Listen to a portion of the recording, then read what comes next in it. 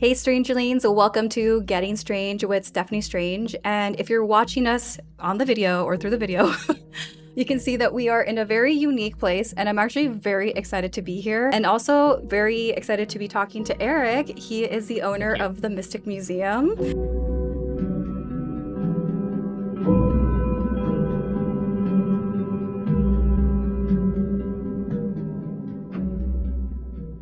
Okay, I'm just really excited because I feel like you have so much good information. You have a big collection. I love your shop. It's actually one of the first shops I visited when I moved to California. Oh, awesome. Yeah, literally like Yeah. one of my favorite places that I fell in love with when I first moved out here after being gone for so long. So we'll just hand it off to you how you got into owning this shop and all of that. Sure. So my name's Eric Wessel. I own the Mystic Museum. I also own the Horror Bodega and a lot of offshoots like the Camp Horror, which is part of the Mystic Museum.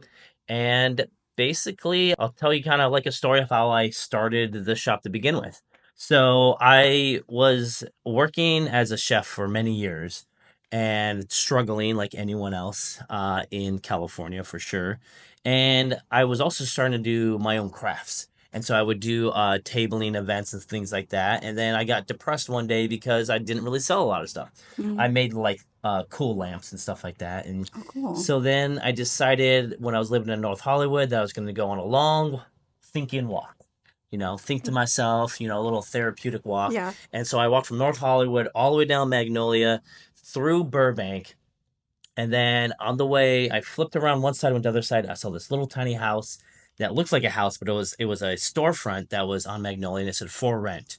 And just that little sign in the window, a light bulb went in my head right then and there that this is what I have to do. I have to own my own shop. I have to do what I love. And I was always a big vintage collector, Ooh. or collectible collector as well. And so when I saw that, I basically knocked on the door, and the current tenant, which was packing up, getting ready to leave, gave me the number to the landlord, and I called the landlord and left a message right then and there. Mm. And by the time I got home, I got a phone call back and had an appointment to meet with them, and then the rest is history. Do you prefer spirit boards or talking boards? It doesn't matter. Any word, spirit boards, talking boards, witch board, Ouija boards, whatever you want to call them. I love all the terms. All the Yeah, terms. yeah. Do you have the first ever talking board that you ever collected here? Yes. You do. I believe it's that really large wood one right there. That one right Hmm. there. Yep. Oh my gosh. And where did you get that? So it actually started basically the first month that the my vintage store was open, and someone came in and says I'm selling some stuff, and they showed me that, and I Yeah. was just like, and me already being into the weird stuff and being an alternative punk rock kid, I was like, oh, I kind of want this for myself. So I bought a lot of stuff off of them, including that, and I just kept it. And every time that kind of happened inside the store, I just kept the boards when people would come and sell me stuff. And it got to the point where it's like, I gotta look these up. And so I started looking for stuff on eBay. I started just getting more and more and more into it. And then when finally the Mystic Museum section of the shop opened up, the very first show that we did was a seance and Ouija board experience exhibit In this location. in Oh, this location right that's here. Yep. amazing. Mhm. So when did the shop open? The very first store that we opened was 2013, Oh, and then Mystic Museum, the expansion of Mystic Museum was 2016. that's amazing. But what got you into like the oddities and vintage and like the supernatural stuff? So basically, I grew up with not a lot of money. Mm. And when I was born in California, and when we couldn't afford it anymore, my mom moved the family back east to Cleveland, Ohio, where my grandparents are from, to kind of like, start over, start a better life. When we moved there, I was able to reconnect with my grandfather, and he kept everything, Mm. all these antique stuff. And he was really into tools. He was an old mechanic. He also did carpentry. And I started by collecting his antique tools that Mm. just looked really cool. And I used them as tchotchkes to decorate my room. And Oh, that's basically how I started with collecting antiques and vintage, is just realizing that they just, the way they made stuff back in the day was just a lot more yes. beautiful. Yes. And that's kind of where I got started. And it's like an art that I don't think we'll see in any of the modern stuff for sure. It's like a Yeah. lost art Mhm. for sure.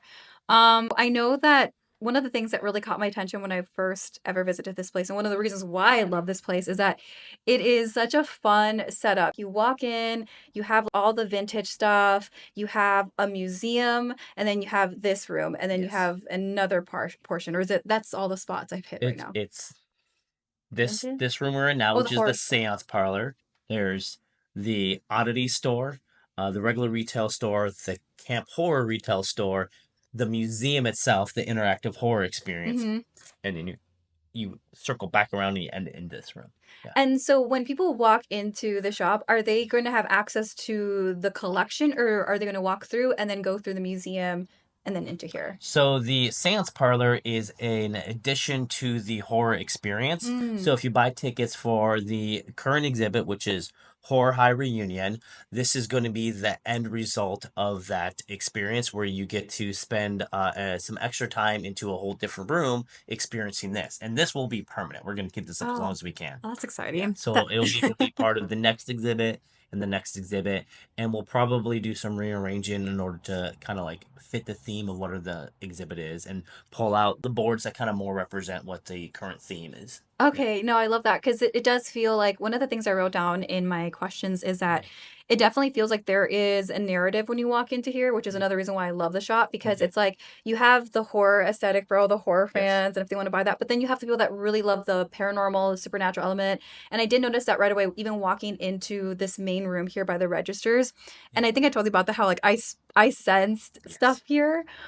So it just made sense that you have the talking board collection. So like, was that intentional? Like, when you bought this place, did you feel anything, or are you big in the paranormal? Like, where do you Yes. stand? So I do believe in the paranormal. Mhm. I do believe in ghosts. I have seen my grandfather in here. Mm. Um, I'm also just really into anything, the aesthetic of horror and creepy. And so I think Ouija boards, even though learning more about them and as I learn the history and I have done talks before about the Ouija board, is like I don't think they're as creepy as everyone thinks they are. They definitely have this like vibe of like let's break out the Ouija board on Halloween because that's Halloween month. Yeah. Um and so that's what attracted me to it, learning more about it. And when we got this space, I just knew that the collection that I just had in a closet needed to be seen. Mhm. Yeah. So when you bought this place and you walked in, you're like, okay, you envisioned like how you were going to curate the story, the Hmm. narrative, and then, but did Yes. you sense anything here, or? No, not at first. Okay. I will say when I started sensing more stuff in here was the I think exactly this location we're in now is the very first address that we moved into for the Mystic Museum, and we still had the oddity shop that was down the street, the original store. And we had that up for about another year, year and a half where it was just two separate Mhm. stores. And then we were able to take the address next door, same building, just different address. So the landlord says, "Do you want this address as well?" We're like, "Yes." And so we're like, "We're going to move the oddity store next to this so we're Yeah. all in one location." So during the construction process and the remodeling, that's when I started really experiencing a lot of paranormal stuff here.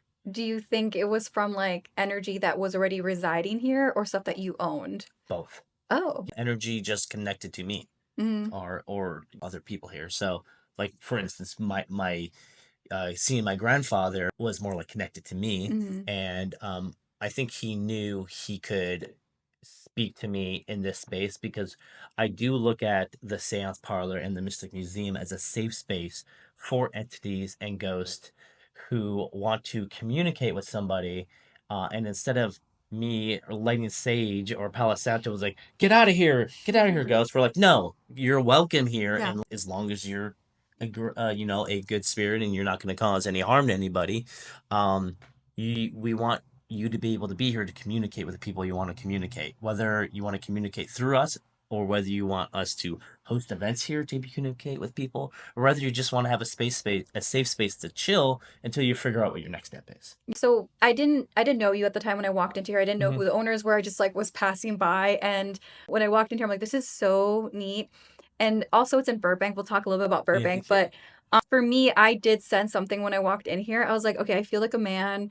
And I'm glad that like full circle when I talked to you, like you yes. confirmed a couple of things. I was like, I feel like there's a man here. Hmm. I feel like it's protective, but as long as you have good intentions, you'll be okay. Doesn't feel like, oh my God, I need to be wary or anything like Yes. that. And then this room, I've always felt like this room there was a lot of energy in this room. And today, like just seeing the collection, seeing everything, it feels just lighter almost. Yes. And you would think that it would, because like, people are You're scared of. literally the second person. Do you consider yourself like an empath or a medium or yeah? Yes, Okay. so I am a medium. I'm a psychic medium, but a lot of my strength is the empathy portion Okay. of it. So I do feel things very So deeply. you're like the second person in like 5 days. The other person's also a psychic medium and a witch that literally said the same thing that everything seems a lot lighter here. Yeah. Yes. Yeah. So, and I believe what it is, especially in this space, like I had so much fun re-putting this place back together. Mm-hmm. It's been over 9 months, almost a year, I think, since the last time we had the seance parlor up and running for people to look at the Wow. stuff. And so everything was just stored in storage. And I even thought about, am I getting rid of it? I'm not getting rid of it. Am I holding this stuff? What am I doing with all of this stuff? And ultimately, I couldn't get rid of it Yeah. because I just love the collection for myself. And then, just I was about a little bit over a month ago. I'm like, I gotta rebuild the seance parlor, and I had Yeah. a lot of fun doing it. It And feels like it's yeah, home yeah, now. Like all the yep. stuff being out here, it does feel like home. I don't Yeah. know. That's the word I keep hearing is home. Finally home. And I also think I have a knack for like Victorian decor, Yeah. like aesthetics and stuff like that. So it was really fun to do, and I think it definitely it's kind of bringing back what started the Mystic Mhm. Museum. So I know that's your first talking board Uh-huh. collection or your first talking board, Yeah, but what was like the moment they're like, I gotta buy more of these? Was it that one or was it like a moment? that's obviously that's the start, and I think the one that got me into really making sure that I could find as many as I can to try to make a collection was the one that's right up there on the wall. That is the devil Ouija board, where it has a devil imagery on the front. And because I also collected occult books, and devil books, and just devil imagery. And when I saw that was a cool crossover to what I collected, that made me kind of like push a little harder into finding more boards.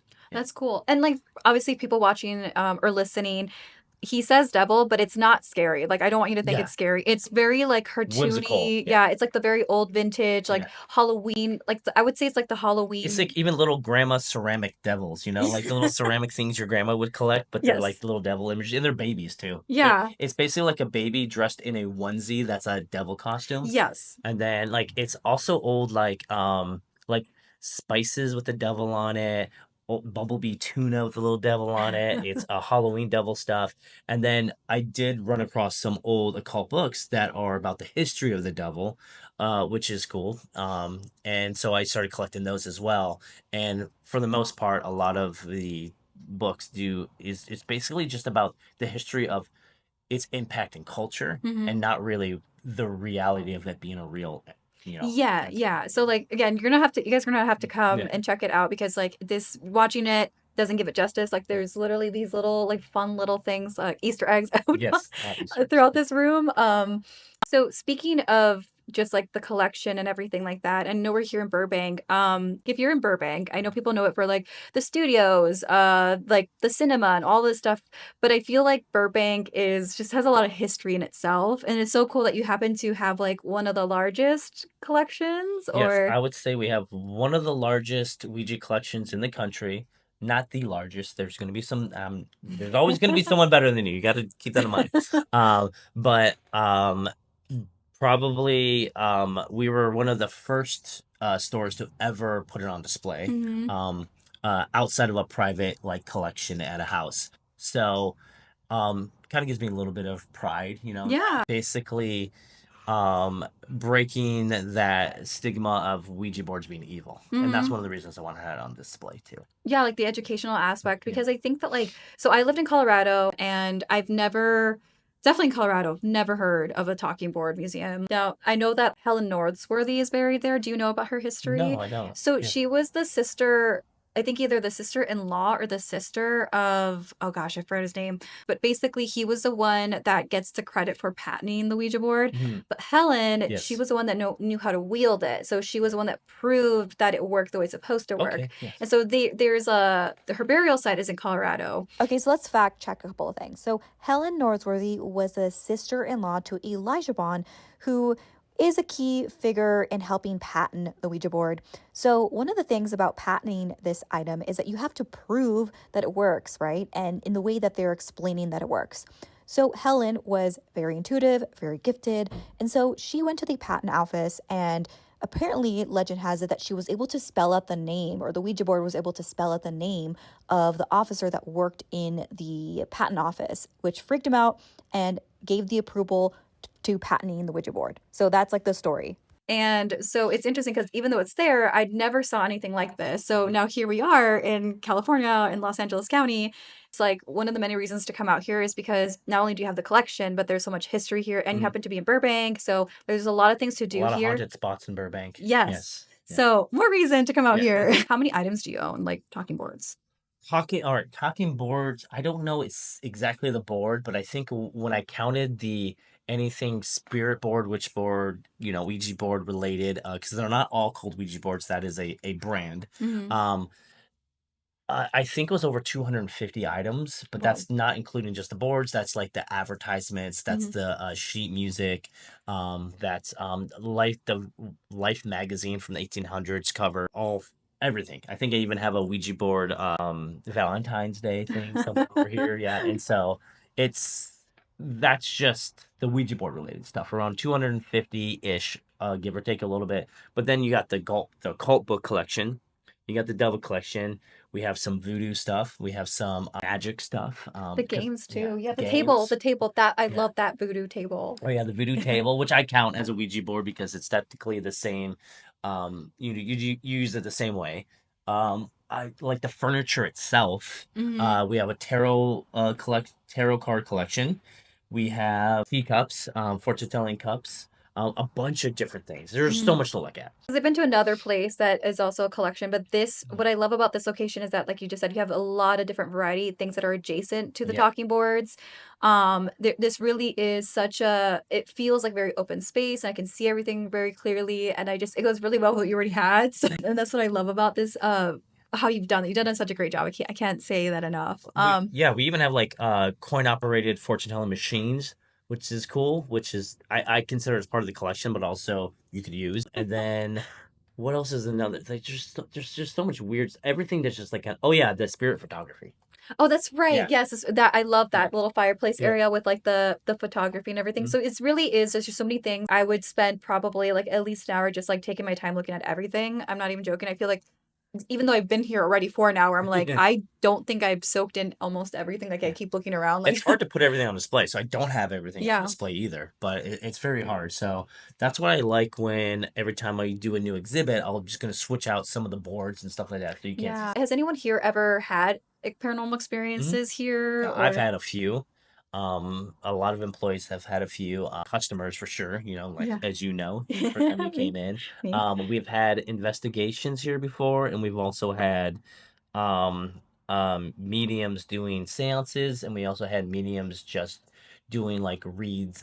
So we would have a group of people come in, Mhm. and the second medium would come in and try to see if she could hit on anybody or the space itself. Cool. So a lot of all of those things combined, like people keep on bringing up the same exact thing. And that is what solidifies to me Mhm. that these ghosts and these entities that are here, it's all being described the same way. Like the Mhm. one you described has been described over and over again the same way. Really? I Yes. love that. See, it's always good to get confirmation Yeah. because I'm like, otherwise, because I sat with that experience, like, okay, there's something there. I just don't know. Like, I know what it is, but I don't have confirmation. I want to like blab my mouth and be like, it's something there.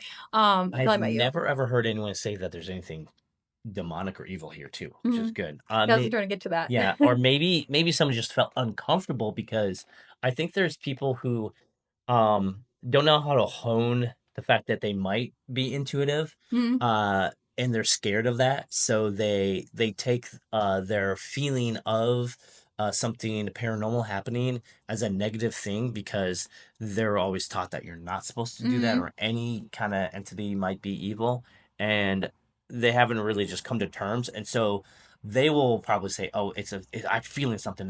This is a bad place, or Mhm. not a bad place." They may also say, "Oh, I think you have ghost," but in a negative way. But for the most part, most everybody, including some very like like renowned like psychic mediums have like said it's just a lot of positivity in here. Yeah, I've never felt anything like I've never felt any uncomfortable energy here or anything Thank like that. I mean, if I did, I'd probably be like, never coming back here again. But I think you touch on something very important where it's like, yes, I feel like everyone can have an experience, everyone can perceive energy too. So even though like I do say I am a medium and I'm an empath, I don't feel like that's just unique to me. I feel like everybody has the ability in some capacity. But I think it's also our biases too. Like we got to remove Yeah. those like Nice. not the rose-colored glasses, Yeah. but like the opposite of that, like the I don't know, like dark lenses that makes you feel like all of this is dark and evil. And I think if you work on that and you allow yourself to just experience it and not feel like you're gonna get attacked or something's gonna follow you home, it's a very fun and even you learn a lot too. You learn a lot about it. I always say ghost stories are history. So I sometimes wonder, and this might be my belief too, is that we all have that ability. Mhm. We just over the years have lost it. Yes. And we over the years have lost it to basically pass that education on to our family members throughout the years. And I think that we probably all had this little bit of it that was Mhm. in everybody. And I think that's why the hair on your neck stands up sometimes. You get goosebumps, stuff like Yes. that. So The things like you couldn't possibly know. So speaking of that though, because I know that when we visited other places with like oddities or collections and stuff like that, people are like,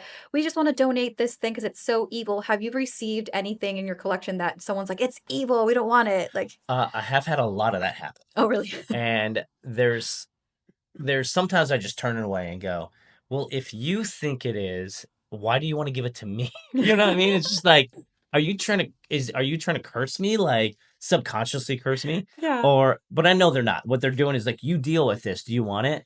And so there's times I just go, I kind of have to gauge based on talking to somebody and their intention and their fear of this item, whether or not I think it's a real rehabilitated item that I could rehabilitate and make it into a positive thing, or whether or not this thing is always just going to be a negative hinder to whoever has it. So there's a few things I have taken in that I realized just were not evil at all. It's just like the Yeah. wrong perception that they It was had. just no, they just didn't want to have that uncomfortable feeling. Oh, Yeah, that's okay. the way I look at it. For the most part, I've had a lot of haunted items in here. I no longer have that many haunted items anymore. Um, there was just a point where I felt like I needed to um kind of like start fresh. I'm a firm believer that spring cleaning was started as a way to Yeah. cleanse your house. It's a more practical way of saging down a place, lighting candles, Hmm. crystals. I think that's what it's for. And so that was what I did, spring cleaning.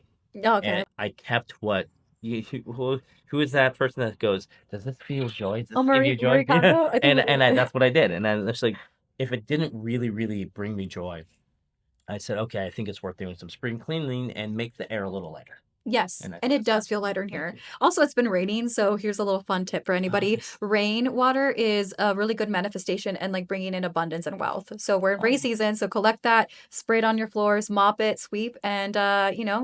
bring in that new energy.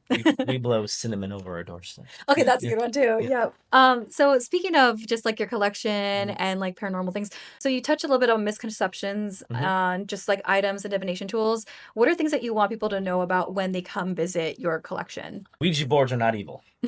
Yep. Not at all. Ouija boards, spirit boards, witch boards, divination boards are not evil at all. It is a it is simply a tool, Hmm. and this is how I describe it.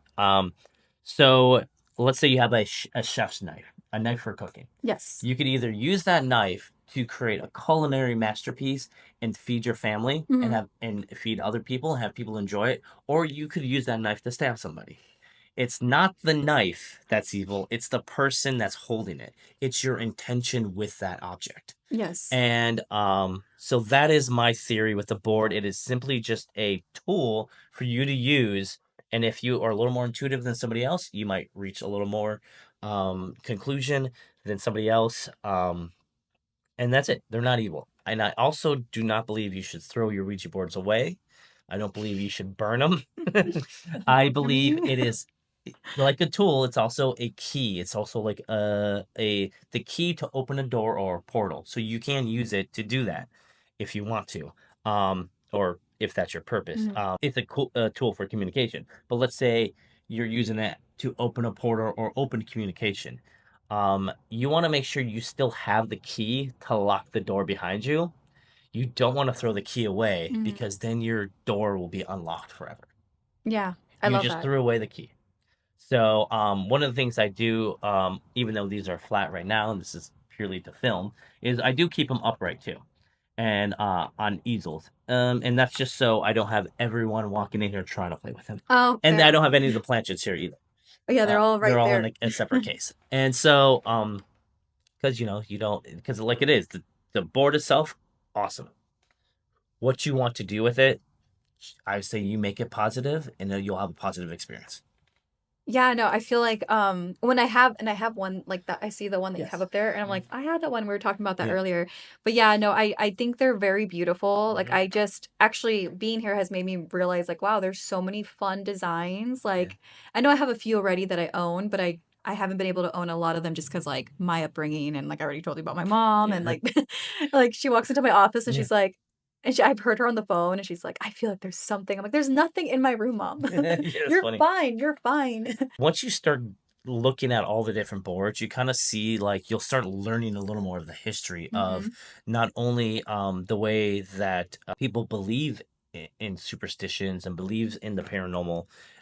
You'll start just seeing like American history, like this. What was it the one before that had the Disney witch on it and stuff like that, and then they had to change it to this one because they got sued. So there's American history, there's world history, there's it comes from it. Even though the first board I think was 1894, I think was the first Ouija board patent for mass production. Mm. The concept of Ouija board and using it the same way was hundreds of years before that. Mhm. And so I just think kind of like see even this one is a Native American, so it has Native American words on it and stuff Oh, like that. cool. I didn't know that. And so there's just like there's like so much history within all of these, and there's even cinema history, because Yeah, the Stranger Things one yeah, right there. there's like you could get collectible ones from that, but even like the background of Wayne's World had a Ouija board in it, and then also I think it was Exorcist. One of the Exorcist movies is one of the movies that is kind of like uh, the start of making Ouija boards becoming an evil Mhm. thing rather than a spiritual thing. Um, in Catholicism, they believe in afterlife, Mhm. and so I think they used divination a lot. And I think when Ouija boards made its way into horror movies is when they took a step back and thought, okay, this is now going to be marketed evil, Mhm. even though there's so much in any religion where you would talk to the afterlife. And so why would a Ouija board be any different than any time that we want to connect with a loved one Mhm. or use our religion to connect with the afterlife or anything. Yeah. Yeah. No, I love that because I know for you're right. The Exorcist is and I did a whole podcast on like just how I just why I don't like The Exorcist. So if you guys are curious, I'm gonna plug it in the description. But yeah, that one was there was one of them that was like she got possessed by using a Yeah. Ouija board. I'm like, that's just not how it happens. And you I'm assuming you've used Ouija boards Mhm. before. So like what are the things that you recommend people do? Like how do they start and how do they end it? Or do you have any specific way how you use it? So Or it's up to it's everyone. yeah, it's really up to your interpretation. I believe in a few things. Obviously, because it I talked about the whole key metaphor Mhm. is you do want to lock the door behind you. Mhm. So you do want to verbally out loud and in your head and everybody that's with you verbally close the door and say Mhm. goodbye. And you do want to, go to the parts of the board that does say goodbye, move it with your hand to the plant that says goodbye. You want to close that door. You want to close it, lock it, put the chain on. You know what I mean? You want to do all that. Yeah. A lot of things is you can protect yourself to make sure that you start off your session with any kind of terminology you want to use about how you only want to have positive things come through. You only want to talk to positive things, and no one else is welcome in your space that is negative. Or Okay. I love that. and you verbally say that out loud. That's how you should start it. So that's how you open the door. So you make sure the door that you're opening and the portal that you're opening is to a positive space. Okay, I love Yeah, that. and then anything else like in between, like have sage going, salt the rim of the board, which I've done before. Uh, Oh, you have? Okay. I've done salt water and just done like that, and that kind of Oh, helps that's protect it. smart. Yeah. Saltwater. Yep. And then candles, crystals, bring it all in. Bring it all.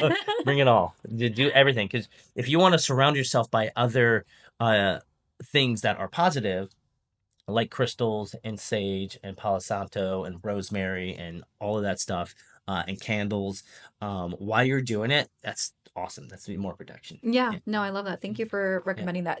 I just wanted people to kind of understand too, like not only do you know a lot about them, but you also have like a way of using them as well, Yeah. and you're really respectful with it, which is nice. It doesn't come off like I'm exploiting these, like Yeah. because I And know people I have done will that. end it with putting it back on the easel so it's upright too. Oh, Yeah. okay, that's good to And know. separate the planchette, even though it's going a little bit away from my beliefs, but like, cause like I just still, it's kind of like, you know, you're still gonna like separate your bullets from the gun, even though I don't have guns. I Ah, don't really want to have a gun, but that's the just the metaphor I'm using. You're yeah. gonna separate your bullets from the gun and then put the gun in a safe. You know what I Oh, mean? yeah. And then the bullets in a separate safe. That's basically what I do. Lift up the board, put it on easel, take the planchette, and put it in a separate space. Yeah, and one of the things too, like if you come and visit, I'm sure you will, some of you guys will for sure. There is a section dedicated to the planchets. Yes. And can you talk a little bit more about that? Like, so I know you explained a little bit why you separate them, but Mhm. also like, is there something special about the planchet I collection? just think they're beautiful. I think the Fair. artwork on them, the way they made the if you when you actually line them all up together, you can see all the different styles. Mm-hmm. One of my most the my favorite ones are the ones that look like a pointed finger, like a hand. Those Oh. ones are really cool. And then of course the whole divination of Ouija boards and spirit boards have started with the planchette first before the board. Oh, yeah. So like an automatic writing Mm-hmm. with the planchette. And so And you have one here, yeah. right? Okay, Mhm, cool. and they're made the ways together. There's people that use Ouija boards without planchets at all, and you could use dowsing rods Oh. to point to it. You could use pendulums to go to the board. You could use old style where they would. I've seen people do this, which is I think a really fun way, creative way, and um, is you get an old photo that you have hanging in all of maybe the person you want to contact, and it's in a glass frame, and that's your board. Oh. And then you could write on it with either crayon or some kind of marker that you could wipe off, and you would get an upside down shot glass with a little bit of water, and That's cool. that is a very old traditional way. I forget what culture, but like I've seen it before, and it's very fun because you're first of all you're 100% pinpointing the person you want to talk to because it's Mhm. that. There was the one that you had on here, and I posted it on TikTok, and I'll Uh, plug it in here. yes. And people were like upset because they really wanted to see that in action. I'm like, I don't own it, but if people want to learn more about it, they can come here. Oh yes, the it's a 1960s board, Yes. and it's one of the only boards that actually come with tarot cards, Hmm. but they're little mini ones. And yeah, maybe we'll do an episode where we actually play it. Great. So I think we touched base on a lot of different things. Do you have anything coming up in this room in particular? I feel like you have a couple cool things coming Mhm. up. So So we are bringing back our ghost investigations. So we are doing two investigations. One this weekend, which is what's the date? the 7th, today's the 7th. Okay, so the 8th is our first one, 15th is our second one, and because it seems like we're getting a lot of traction and people really want to experience what we have here, we'll probably bring another one back in March. So we're Oh, doing Ghost exciting. Investigation that starts with ghost stories of what I've experienced here. Then it's going to be a little ghost hunt with using the tools of the trade. I'm personally fans of using tools that aren't electronic, Hmm. dowsing rods, pendulums, things like that. And then, but there will be like spirit boxes and things like that as well. And then we're gonna end it with a seance. Cool. So, In yeah. this room Uh, or the seance is gonna be in one of our back storage rooms that we just emptied oh, out. Yeah, cool. it's the same thing where I started doing some spring cleaning, and when I was standing there, I was like, I think we need to host something here. Yeah. I think we'll see what comes through. But the everything else will be in this room as well. Cool. And we will do groups where you do one group in this room, and then you move on to the next room. I love Yeah. that. Okay, that sounds really fun. So again, you guys really have to come visit and see the collection, see, and where can people find the events? Is it on Instagram? Yeah, so you can go to the Mystic Museum on Instagram. We also have all of our events on Eventbrite as well.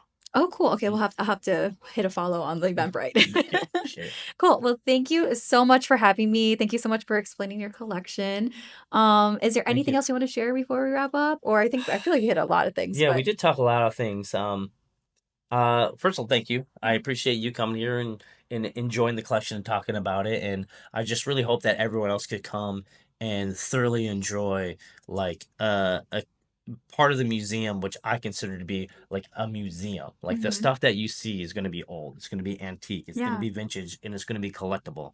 So we even have as new as the Stranger Things Ouija board, Yes. and we have the Kurt Hammock from Metallica Ouija board, Oh, yeah, you and we do. have the Elvira Ouija board. And so we don't just stop at antique, Yeah. and we just think this is part of a culture that's going to keep growing, and we just want to really kind of be part of that community. We want everyone to be able to come here and be part of the community as well. Well, thank you so much again. And I'm going to plug in all your information in the Thank you description. So very if you guys are interested and want to learn more, please check out your Instagram, Mystic Museum. Yes, the Mystic Museum, and links are in the bio. Thank you so much. All right. So we'll end it off here. And remember, guys, stay strange.